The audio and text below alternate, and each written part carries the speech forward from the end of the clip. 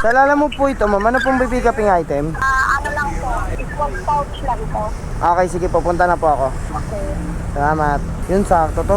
Kawit to San Juan, 184 pesos. Kita nyo naman yung init, hindi biro, di ba? Puntahan na kagad natin to. Sana magkaroon ng kasabay kahit pa paano. Kung hindi natin to masasabayan, parang lugi tayo sa gasolina. Ay kayo, sir. Magpasta pala ako, sir. Papuntang San Juan, sir. Sino po yung magbabayad ng shipping? Okay na po. Wala po kasi akong barya, pasensya na po. May utang pa daw. May utang sa akin to eh. May utang ba, sir? Sabi ganun eh.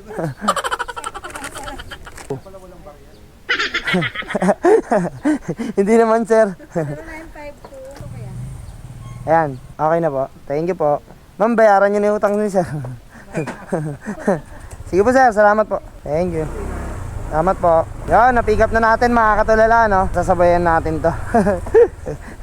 Bali, ang gagawin natin, kasi mahirap talaga actually kumuha ng booking dito sa area nila. Hindi ko alam kung bakit, almost 1 hour na ako nag-aantay ng booking, no? Ayun, bali, gagawin natin habang bumabaybay tayo. Antay tayo ng along the way papunta ng Manila kasi medyo malayo-layo to, no? San Juan, no? Sabay-sabay na natin kahit mga 3 booking, kahit pooling pa yan. So yan, antayin lang muna tayo ng panibagong booking, tas balikan ko kayo.